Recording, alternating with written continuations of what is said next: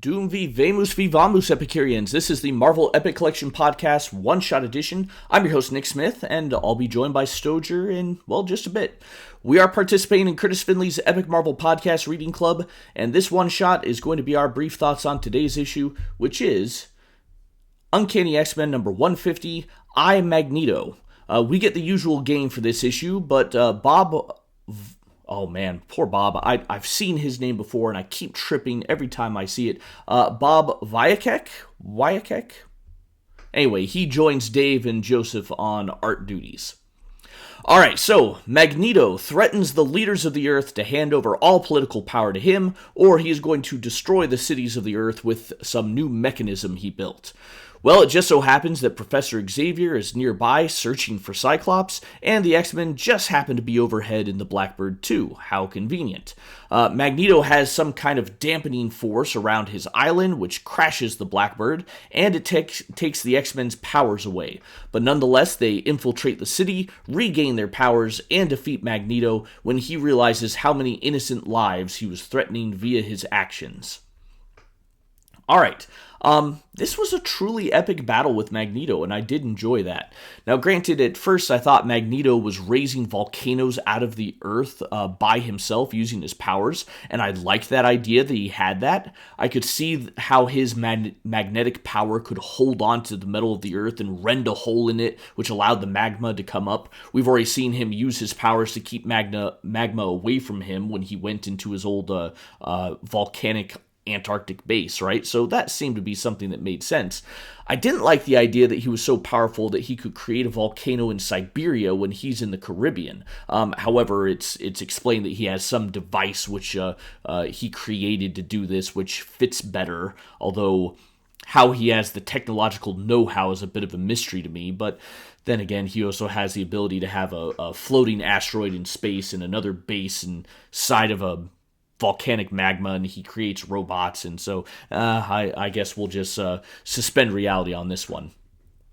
Okay, now, also, let's see, I need to prepare the comic viewer for this, right? Let's see, my notes say this is on page 191. Let's see if I can pull that up. Yeah, here we go.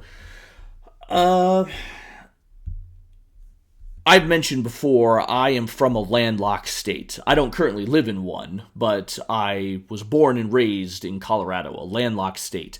I don't know a whole lot about boats, but looking on page 191, that final panel, Dr. Corbeau's boat is propped up in the water.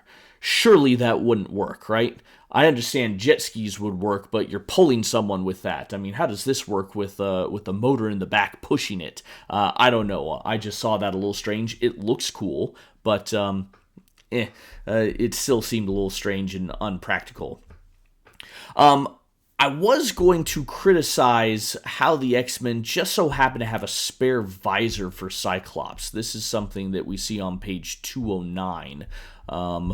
Which, the X-Men show up and you can see in that third panel, Cyclops is just putting on a visor all of a sudden. That seemed unrealistic, but when they said it was in the emergency pack, well, maybe it kind of makes sense.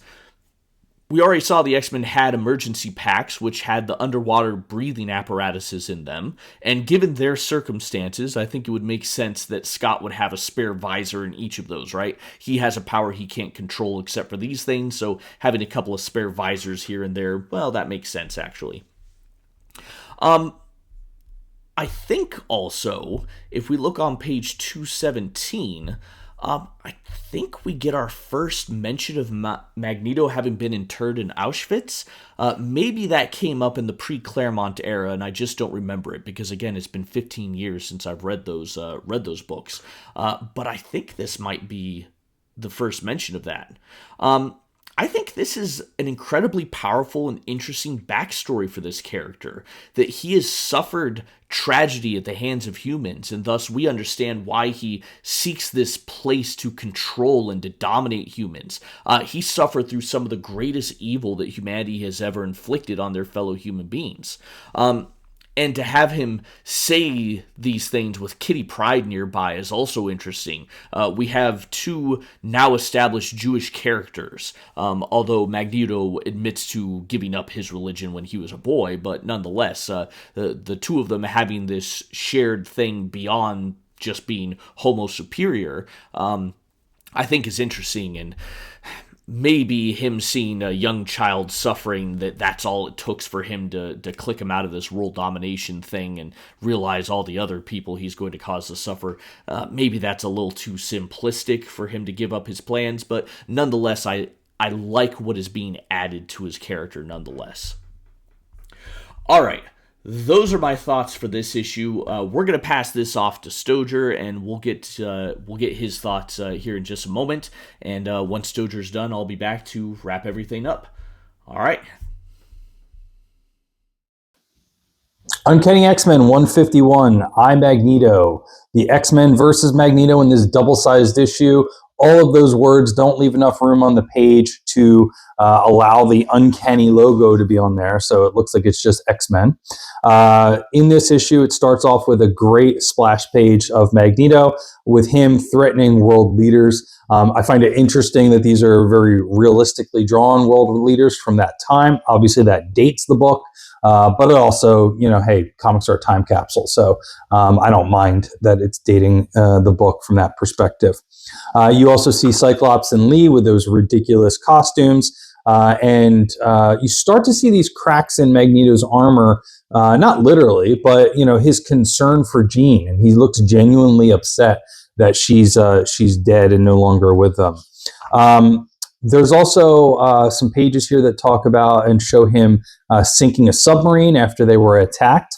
That submarine is revisited in the 1991 X-Men #1, where Magneto raises that submarine from the depths. He fights the X-Men in that issue, and there's a part in that book where he gets knocked into the sunken ship, and he's sort of among the bones of the people that he murdered back then. It's really a way for Claremont later on, while he's on the redemption arc right now, to, spoilers, kind of bring him back as a villain in that X-Men 1991 and really remind people that he's done some horrific things, even if it was in the name of something important. The X-Men are once again on a plane that crashes. I don't ever want to fly with any of these mutants. That's not because I don't want to be near them. I'm not anti-mutant. I just am anti-flying with mutants. And you get to see Professor X on his fishing boat again, which is something that he has often. I noticed that the Blackbird has an X-Men logo on the fin, which I thought was pretty funny because I'd never seen that before. I don't think it's in any. It's not really super visible in any of the art until the Blackbird is under the water and the X-Men are sort of flying next to it. And as the X-Men infiltrate here, you get to see them sort of meet back up with Cyclops. And Storm is left with this sort of decision about whether she should, execute Magneto while he's laying there helpless. I think that's really strong writing. I think that the pages are kind of, the pacing of the art on those pages is well done to kind of show the real conflict that she has there. And then you get Magneto kind of pulling together his metallic costume in bits and pieces, almost like the Iron Man nano armor that you've seen in the MCU movies more recently. It's interesting that Professor X is able to kind of attack Magneto while he has his helmet on. Obviously, Magneto is fighting back, so I guess that's the justification there. But it's not like his helmet is completely blocking out Professor Xavier as you go through there. You're left with the X-Men for a period of time not having their powers and trying to fight through here. It's interesting that they haven't thought through that if Wolverine doesn't have his powers or his healing factor, that the adamantium actually would be sort of poisoning him. A lot of times in more recent years, when he doesn't have his powers, he's almost starts to get like sickly because he's suffering from the adamantium poisoning that his healing factor is not compensating for. But you get Cyclops,